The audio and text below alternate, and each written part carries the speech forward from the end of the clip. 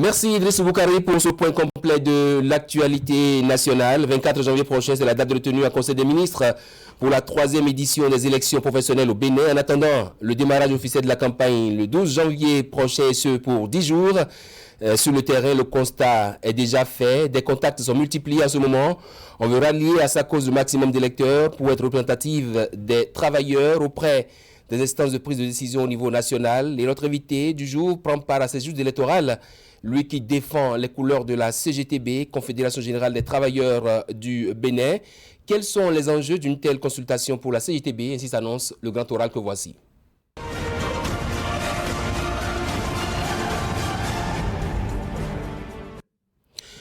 Vous l'avez compris sur ce plateau, le secrétaire général de la CGTB, Moudachirou Bassabi. Bonsoir, monsieur. Merci, le secrétaire général. Merci, monsieur le journaliste. Bienvenue sur ce plateau.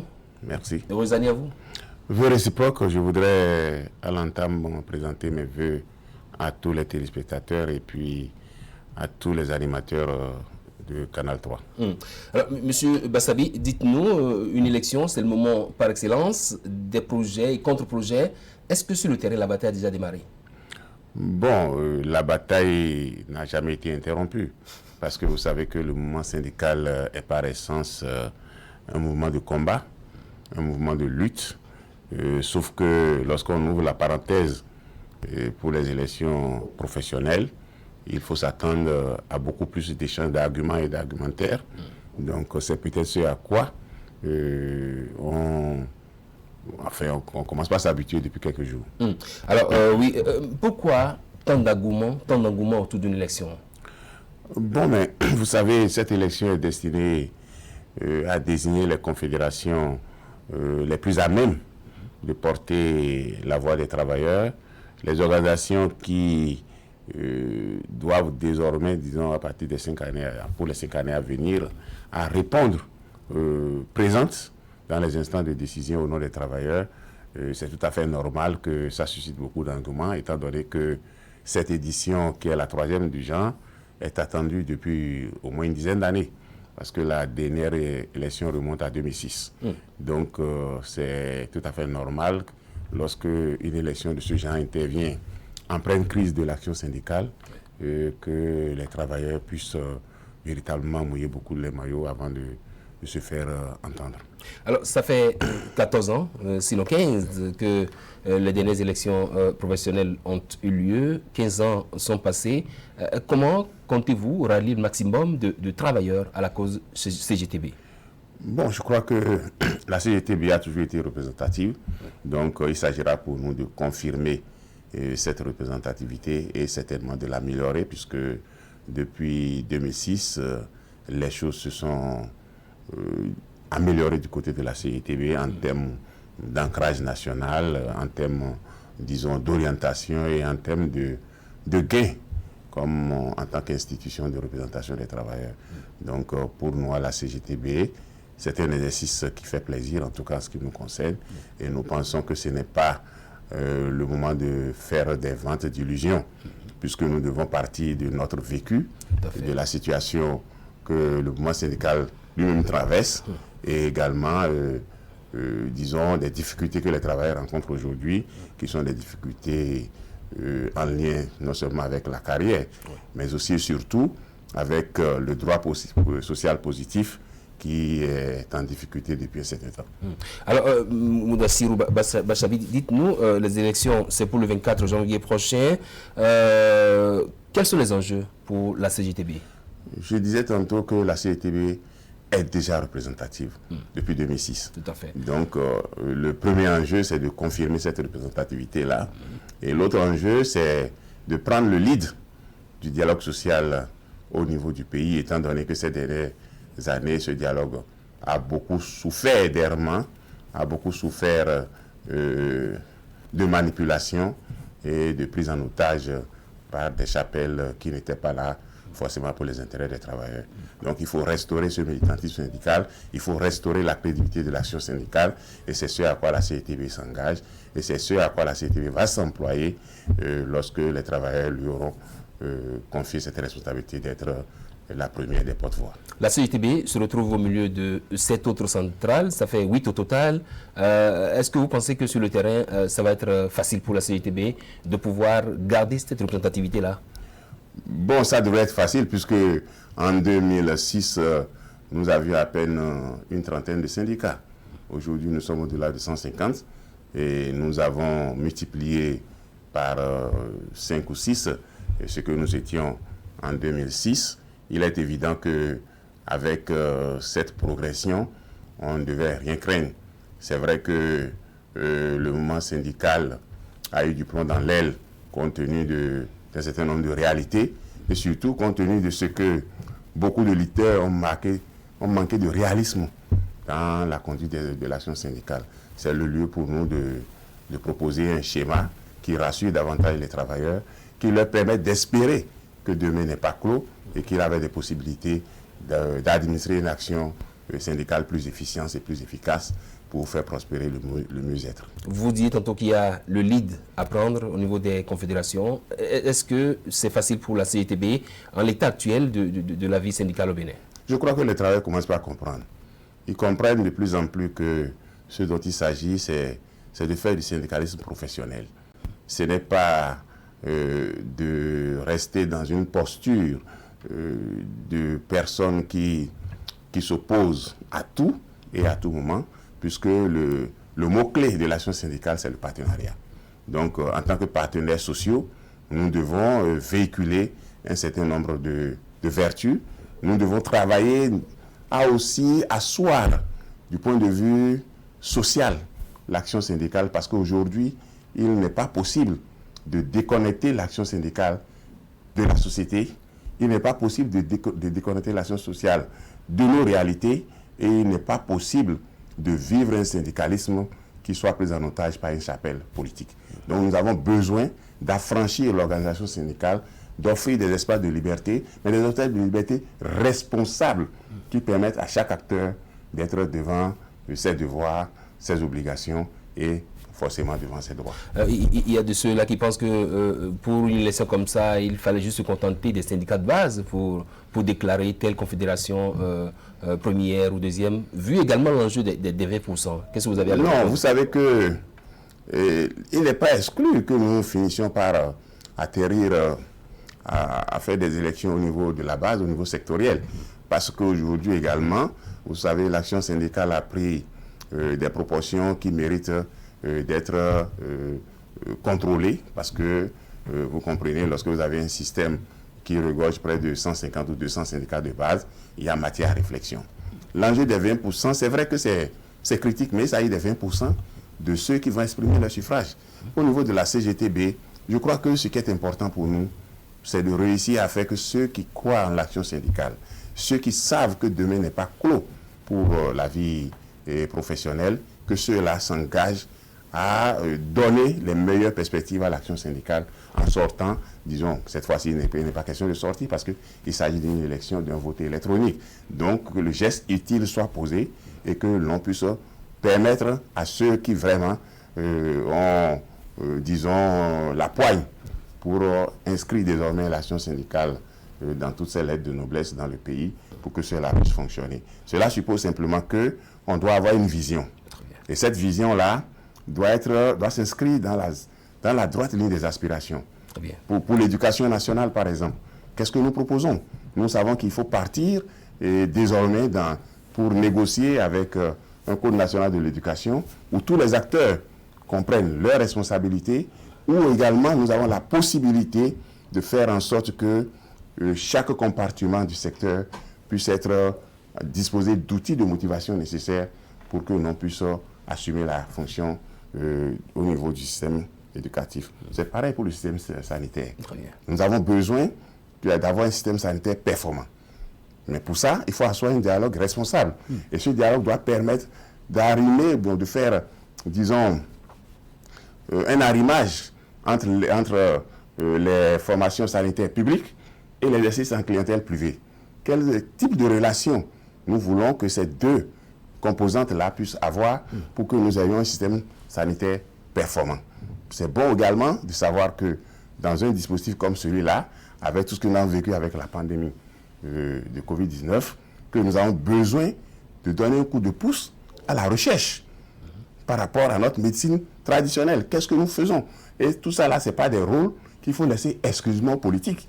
Il faut que le pouvoir social, que le syndicat incarne, s'investisse désormais dans ces réformes-là et fasse des propositions qui permettent de faire progresser nos systèmes sanitaires aussi. Est-ce que c'est toutes ces descriptions-là qui vous fait dire que nous traversons une crise de l'action syndicale? Oui, parce que l'action syndicale s'est illustrée comme étant simplement un mouvement revendicatif. Et c'est d'ailleurs ça qu'on vous reproche aujourd'hui. On vous dit non, on ne peut pas reprocher. Non, on peut pas reprocher aux syndicats de revendiquer. Mais lorsque vous revendiquez, vous devez avoir des solutions alternatives. Vous n'allez pas dire que, quoi qu'il advienne, vous voulez ça et ne pas faire une proposition pour améliorer ce que les autres font du mal, ou même faire en sorte que, dans le travail que vous avez à faire, qu'on sente que votre souci, c'est de participer à votre manière à la construction et au développement du pays. Donc nous avons intérêt à réécrire ce mouvement syndical-là pour qu'il soit un mouvement qui reste en partenariat avec l'ensemble des institutions de la République et apporte sa pierre à l'édifice à chaque segment de construction du pays. Et donc, nous avons besoin de retourner aux fondamentaux du syndicalisme, nous avons besoin de retourner à l'éducation ouvrière, nous avons besoin de rechercher l'ancrage social de notre action, nous avons besoin de mieux structurer la représentativité et je crois que les élections professionnelles nous permettront de faire asseoir une représentativité qui soit plus compatible avec les exigences de l'action syndicale et surtout les exigences du mieux-être et la fonction normative qui devait nous permettre, nous aussi, de nous approprier non seulement des textes de la République, mais de contribuer au progrès de ces textes-là. Parce que justement, le droit social positif béninois aujourd'hui est en difficulté. Il est même en ruine par rapport au progrès que nous demandons.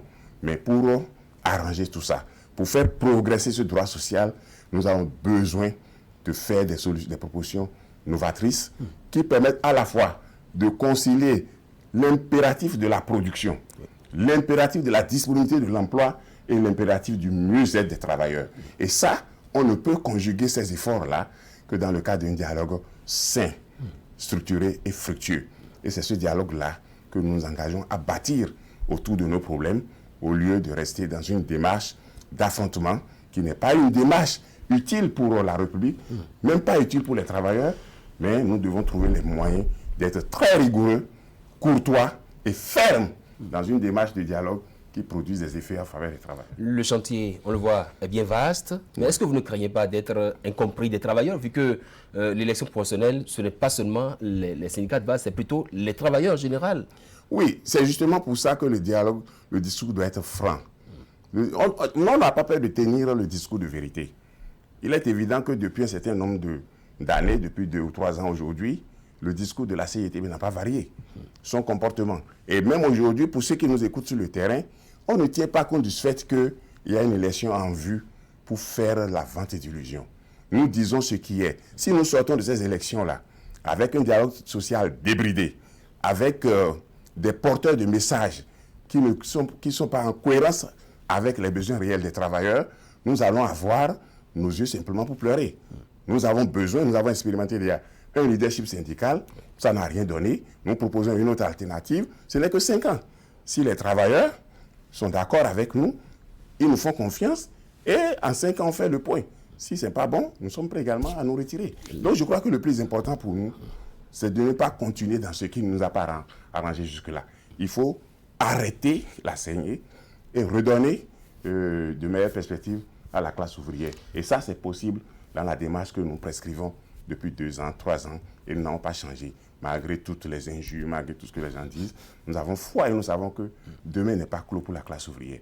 Il y a encore des possibilités d'offrir à ce pays une syndication responsable et crédible. Moudassir Bachabi, dites-nous, c'est vrai, la campagne débat le 12 prochain. La CGTB, c'est quoi? La veille d'âme a commencé. Comment se porte la CGTB aujourd'hui, à quelques 4 jours du démarrage de la campagne électorale? Bon, mais nous sommes habités par une sérénité à toute épreuve parce que nous savons très bien que nous n'avons pas attendu les élections professionnelles pour maintenir le contact avec nos militants. Nous avons continué à notre manière d'entretenir ce contact. C'est vrai que maintenant, on vivifie ça davantage parce que c'est tout à fait normal puisque on doit bouger comme les autres aussi bougent.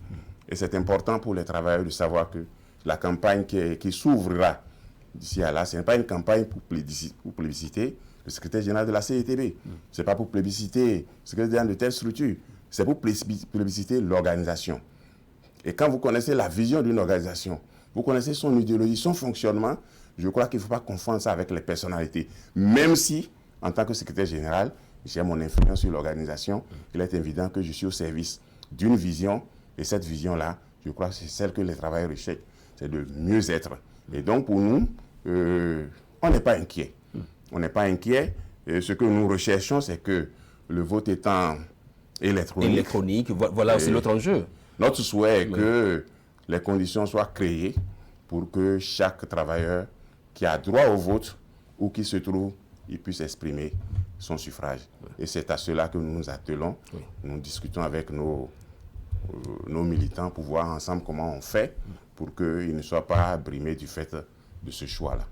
Moudachirou Bassabi, merci d'être passé sur le grand oral. Vous avez un dernier mot de la fin en attendant la campagne qui va démarrer le mois prochain. Oui. D'abord, c'est vous remercier à Canal 3 pour ce que vous faites. Merci. Mais aussi, surtout, dire aux travailleurs que, quelle que soit leur appartenance syndicale, ils sont appelés à faire un choix. Et nous leur demandons simplement de faire le choix de la raison, le choix de l'espérance. En attendant, bien sûr, que la campagne démarre officiellement et qu'on aille sur le terrain avec vous. Merci d'être passé, Moudachirou Bassabi, secrétaire général de la Confédération Générale des Travailleurs du Bénin CGTB. Merci d'être passé. Nous voici dans les 10 dernières minutes du vendredi consacré aux consommateurs.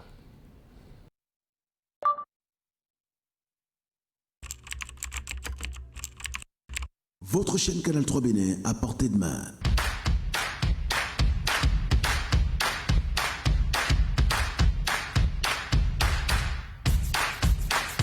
Découvrez désormais, depuis votre smartphone ou tablette, toute l'actualité nationale et internationale, vos émissions préférées de la chaîne Canal 3 en live 24/24, où que vous soyez, à travers son application disponible en téléchargement libre sur Play Store. Canal 3 est sur le www.canal3television.com. Vous êtes les bienvenus. Canal 3, la passion de l'image.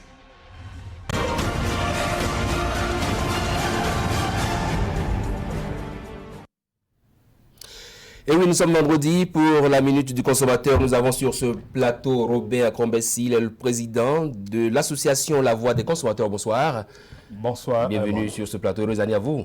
Merci. Meilleurs vœux à vous, meilleurs vœux à nos concitoyens consommateurs. Merci. Une décision de l'ARCEP, Autorité de régulation des communications électroniques de la Poste. Que dit la décision, Robert Acrombessi? Merci. Ça a eu de la décision 2020, 373 de l'ARCEP. Qui sanctionne MTN Bénin pour des exactions commises sur les consommateurs. Il s'agit bien entendu d'une tromperie au niveau de l'information. MTN a choisi d'offrir un service qui n'est pas en réalité ce qu'il a promis à travers sa publicité. Ça fait de la publicité mensongère.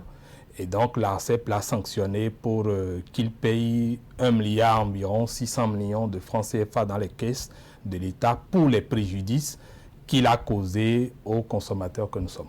Oui, une telle décision, ça veut dire que c'est forcément, si vous l'avez dit, une sorte de publicité mensongère, c'est bien ça? Oui, c'est une publicité mensongère. Est-ce que ça a été aussi votre combat en sortant? Mais bien sûr, ça fait notre combat de tous les jours. Vous savez, quand je parlais d'exactions commises... vous savez, il y a la loi, comme on dit, et l'esprit de la loi. Voilà un opérateur qui a la palme d'or au niveau des sanctions, au niveau des reproches faits par les consommateurs, au niveau des reproches que font les organisations de consommateurs tous les jours, même si par moment ça donne l'impression que ce n'est que cet opérateur qui commet les plus graves bévues, le move aussi en commun, mais il se fait que les plus graves, c'est avec cet opérateur. Là où les consommateurs sont plus nombreux, c'est là. Là où les gens se plaignent le plus, c'est lui. Et puis, il s'identifie toujours à travers ces plaintes, à travers ces sanctions. Si vous allez sur le site web de l'ARCEP, vous constaterez que c'est lui toujours qui est indexé par l'ARCEP. Donc, malheureusement, c'est ces comportements déviants qui justifient ces sanctions permanentes. Alors, plus d'1 milliard à payer par ce réseau-là. Quel gain pour le consommateur que vous défendez? Bon, pour le consommateur que nous défendons, ça fait l'image de ce que les luttes que nous menons, les plaintes des consommateurs sont entendues. Mais directement pour le consommateur, il n'y a pas quelque chose de pécuniaire qui rentre dans la poche du consommateur, même si les 1 milliard 600 millions iront dans les caisses de l'État pour contribuer à construire des écoles, à résoudre des problèmes de santé, à améliorer le développement de façon globale. Mais pour le consommateur, rien ne rentre dans sa poche directement. Justement, on vous voit à la limite défendre bec et ongle le consommateur sur ce plan-là. Comment comptez-vous alors multiplier la veillée pour qu'on n'en arrive pas à ces genres d'exactions, comme vous le dites si bien? Oui, ça demande à ce que nous renforcions la veille. Ça demande à ce que nous prenions davantage les dossiers qui sont en cours à bras le corps et que nous les brandissions au niveau de l'ARCEP et même au niveau du tribunal du commerce pour que désormais les sanctions pleuvent tous les jours. Un opérateur peut en écoper de plusieurs dans l'année. S'ils peuvent commencer par en payer des dizaines, des vingtaines de milliards, je crois qu'ils vont commencer par savoir raison garder. C'est sûr. Est-ce que vous ne craignez pas d'être cette hirondelle-là qui se retrouve seule dans ce printemps-là? Non, nous ne craignons pas du tout ça parce que vous savez, ce combat, nous l'avons commencé, ça fait environ 11 ans. Il y avait d'autres associations. Mais globalement, aujourd'hui, les consommateurs eux-mêmes sont en train de prendre conscience progressivement. Vous savez, avant, les gens ne se plaignaient pas. Aujourd'hui, nous avons traité encore une plainte juste il y a à peine 3 jours. Le consommateur, il se retrouve à l'extérieur. Il avait près de 500 millions qui ont été bloqués dans son compte Mobile Money. L'opérateur n'est pas resté lui retourner les fonds alors qu'il en avait besoin pour se payer ses frais de loyer en Côte d'Ivoire. Et il a fallu que nous intervenions pour que ces fonds lui soient restitués.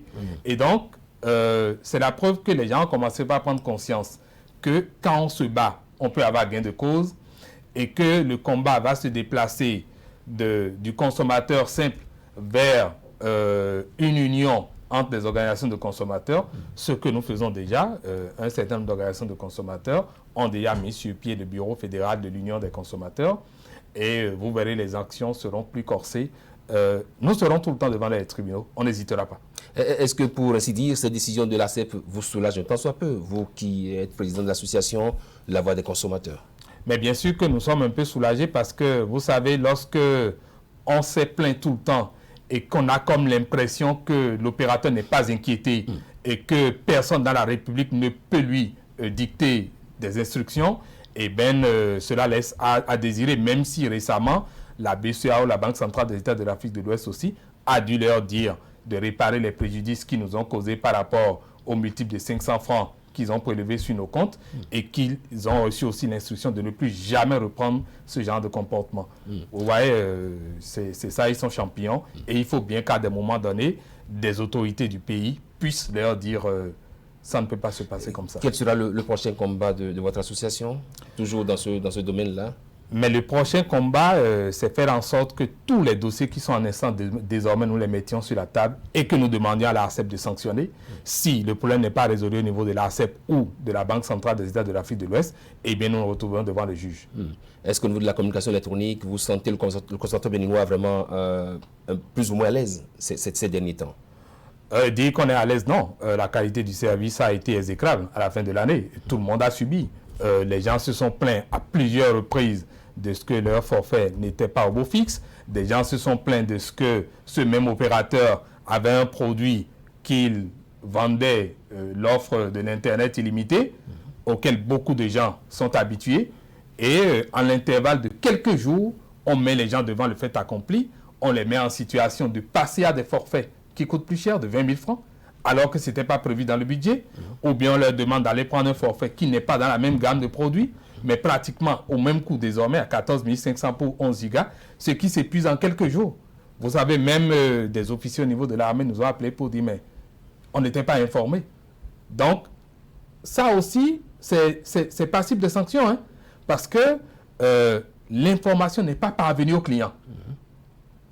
Or, le client, avant qu'on ne change les contrats comme ça, le client doit donner son avis, et particulièrement des organisations de consommateurs, pour dire nous acceptons. Et si le client ne veut pas, il peut se désolidariser à temps et aller rechercher une offre dans la même gamme de produits, mais le client n'a même pas eu le temps, il a été surpris. Et donc, tout ça, c'est des dossiers sur lesquels désormais, nous allons faire une veille beaucoup plus active, mais nous avons besoin que les consommateurs nous soutiennent. Et justement, à cela, je vous prie de lancer un appel à ces consommateurs, je veux dire. Je voudrais dire à vous, mes concitoyens consommateurs, et certainement au chef de l'État qui est le premier des consommateurs, qu'une organisation de consommateurs a besoin de ressources humaines, financières et matérielles. Et que pour l'instant, l'État ne nous dote pas encore de moyens pour dire, voilà, nous mettons des moyens à votre disposition pour pouvoir faire le travail. Et si nous voulons vraiment être autonomes, indépendants et efficients, il aura bien fallu que vous, nos concitoyens consommateurs, vous puissiez mettre la main à la porte. Il faut appeler les choses par leur nom. Donnez-nous les moyens, nous sommes prêts à travailler. Si vous nous mettez les moyens à disposition, vous verrez les résultats que nous aurons davantage. Nous vous avions promis qu'il y aura des sanctions qui vont tomber. C'est tombé, même si ce n'est pas directement par rapport à ce que nous menions comme combat. Mais la BCE a aussi pris une décision. Et donc, si cette décision n'est pas respectée, la sanction tombera. Merci, Robert Akombesi, président de la Voix des consommateurs. C'était 90 minutes au Bénin. Si vous avez aimé, faites le savoir. Très bon week-end à chacun, à toutes et à tous.